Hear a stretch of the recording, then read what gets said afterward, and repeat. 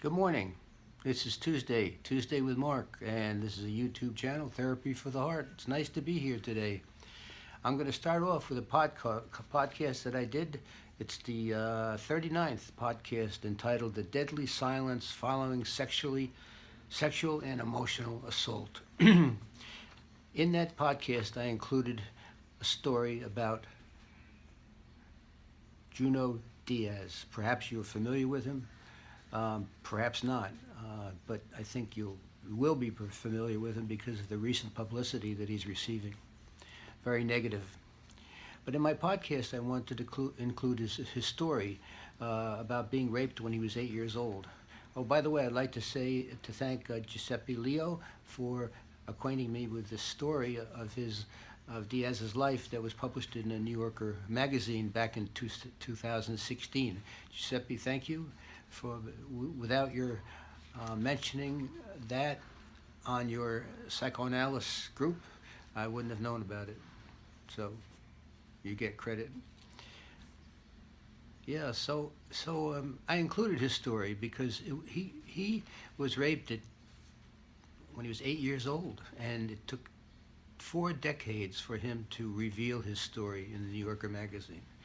And 4 decades means that was a lot of trauma in my mind to talk about, to remain silent. And that's not unusual for people who are sexually abused. 30% of people who are abused don't talk. And that's an underreported number because most people are not going to tell. Many people are not going to say anything at all. So 38% is probably a much higher number that don't report it. Much higher. So he was he was very successful in his writings. He wrote a short story, Drown. Then he did another short story. Let's see. This Is How You Lose Her, and then the Pulitzer Prize that he won by writing The Wondrous World of Mr. Wow. That's some story in many different ways of his life and his accomplishments. So what happened? So I was in a coffee shop and I was sitting about what to write about this YouTube video, and I looked down at my phone and I saw this announcement on the news about a woman who Zinzi Clemens, who at a workshop in Sydney, Australia, a writers group meeting, stood up and accused Diaz of mistreating her, which turned out to be forcibly kissing her some time ago. So, and then following that, other people came out with their stories about similar treatments by Mr. Diaz. I was blown away. I'd like the wind got sucked out of me because of my looking up to him as a hero of sorts. Not of sorts, just a hero.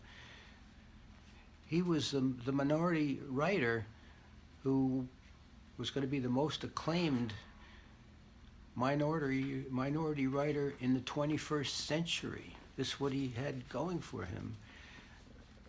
This is what he had going for him. And what happened to him? I'm interested in what happened and why. You know, did he do this unconsciously? Did he bring the roof down over his head? Clemens accused him of writing the New Yorker article to preempt people who would be coming out and telling their stories later. Now that's some accusations that this was all planned like this.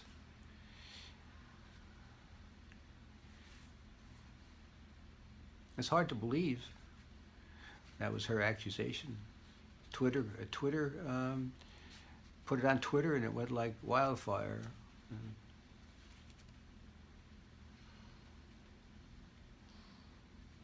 And he wrote Drown, the short story collection, This Is How You Lose Her, then the Pulitzer Prize, and he was teacher at the MIT, I believe. He was doing many things, but what happened to him as a result of this confrontation? Well, he's being reconsidered for the Pulitzer Prize now, I think. He's going to be probably reconsidered for his faculty position at MIT, very prestigious university. I hear that it was written that people, bookshelves, his books were being removed from bookshelves in 2 major bookstores. So I'm going to title this Borderline Reaction to Junot Díaz, a borderline reaction to Junot Díaz, because borderline means excessive moves, shifts from excessive moves, very different moods, from mania or happiness to depression, accompanied by splitting. Now, splitting is a defense that keeps 2 opposite things about a person apart. Like a child needs its defense generally because they can't tolerate the perception of the same mother that's caring for them and loving them is also reprimanding them and abusing them, if that's the case. So some of the defense is to keep these 2 separate, as if it's not the same person. You know, this is not the same person, the mother who cared for me and loved me and took care of my needs and paid attention to me. This is not the same person that's scolding me, reprimanding me, or physically and sexually assaulting me, and usually not with the mothers, but we did have a case on my videos of a mother who was sexually abusing her son until he was 21, but usually it was men. So they can't, if there's too much disappointment and too fast, they have to keep this defense up and operating. So that's why I'm going to give this a title, because that's what seems to me is occurring in this situation here and in other countries.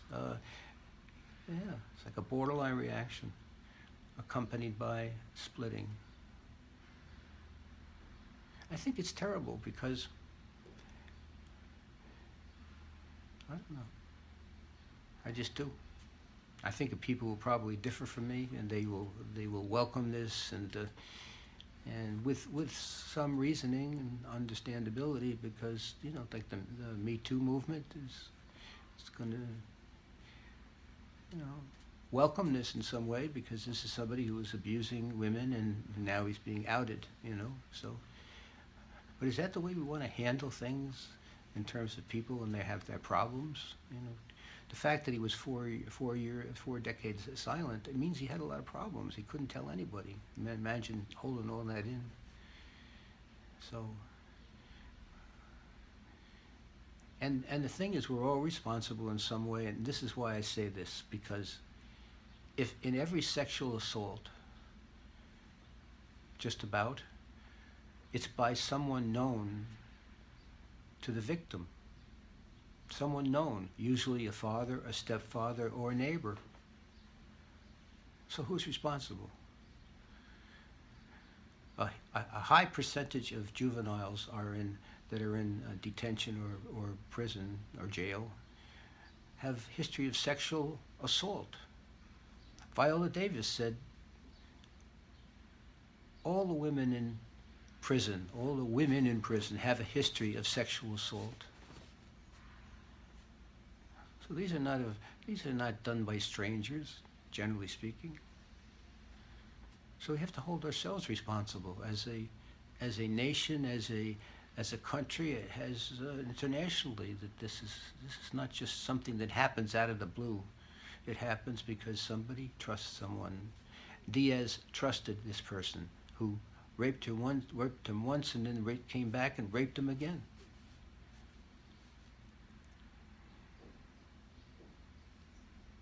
What do we do if a pedophile walks into a therapist's office? Do you treat that person? Oh, We should, right? Unless we have a strong prejudice. That could happen if you have somebody in your family or yourself has been sexually, your child is, of course, you're going to have a lot of feelings about that. But we, for the most part, have to surmount overcome, live with, understand, and then live with these feelings and still work with people anyway. Someone wrote to me about a comment I made about the outcome of my dissertation, which is a quantitative study, and people wrote in on comments. Mostly they're all questionnaires, but they wrote in. They could write in comments, and some people wrote in that they couldn't talk to anybody about the fact that they abused a patient. So I mentioned that I felt for them because, you can't talk. You can't talk about it because there's so much shame. So what do we do with people? So this person says, well, you sue them, whatever. Well, that's one outcome. You can do that. But also people need to be able to talk. And if they could talk to somebody, maybe they wouldn't do the things that they're doing repeatedly because they have an understanding once they're in therapy that this is symptomatic too. That this is not appropriate behavior by the long shot, but also that there's something going on with that person. They're just not awful people. It's like some of the fundamentalist groups like to perceive it that way, that all the awful people are outside there. They're not us. And then you find that some fundamentalist groups and religious groups have their secrets, and their secrets have been that they've been abusing children that are under their care. How many times have the churches come out? Some priests have been doing this, and then the church tries to put a cover on it. It's out there. Not us who were supposed to be under God's charge to take care of those children. But they have problems too. How is it to be for a priest to have no sex?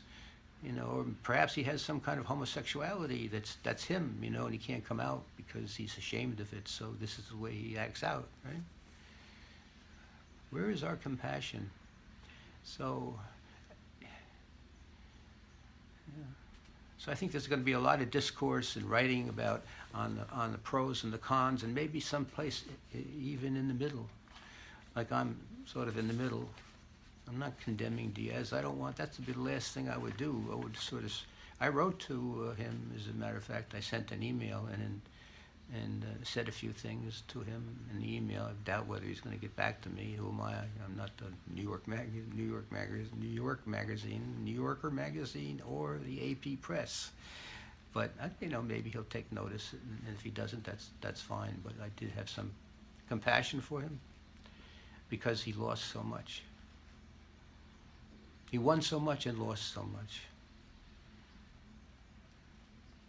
I'll probably get a lot of thumbs down about these on this video too, because I have compassion for him, right? Or maybe not.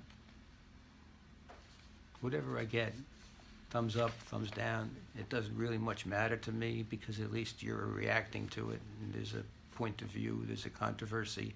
That's what makes for horse races, right? So I do believe that people should be treated, if possible, if they're possibly treatable, and I think most people are, rather than jail. Or they're just coming out in New York City new laws now. They're lessening the offense of marijuana. Well, it's about time. And how many people who's incarcerated because of marijuana? Like 86% that are black, Hispanic. That's who's in our jail system. So now finally they're reducing the I had a patient who was using crack, and he was promised a misdemeanor when they talked about arresting him. Then he came in, and then of course they slammed a felony on him. And I worked with him and wrote a letter and got him. It got broke down to a misdemeanor, and he didn't have to. That would have ruined his citizenship. People are not fairly treated in the criminal justice system. I I used to work with prison. I know how the people are treated in there. Not all bad, not everyone, but they have a problem in there.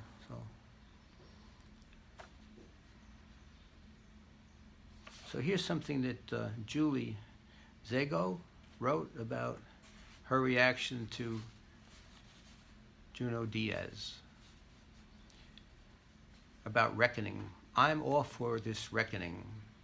My problem is not that women confronted Díaz about his behavior, even if I'm uncomfortable about the manner and timing of those confrontations, and even if I'm underwhelmed by their substance. What disturbs me is the outcome, the total annihilation. Díaz fleeing the country, the festival throwing him under a bus, the writer festival. The moment a tweet is posted in anger. Shops turfing out books by suspect authors. Does that remind you of anything? That reminds me of something. It reminds me of the days of the McCarthyism and that book that was written, and I can't think of the name of it, where people were memorizing all the titles of the books. You know the book I'm talking about, and it was a movie too, and before they were memorizing them before they could be all destroyed, and your history would be lost, memories.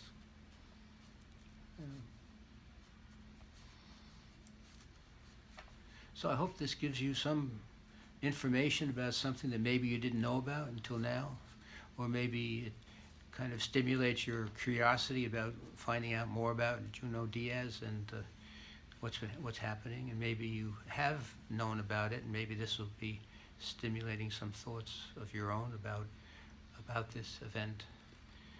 But he lost everything.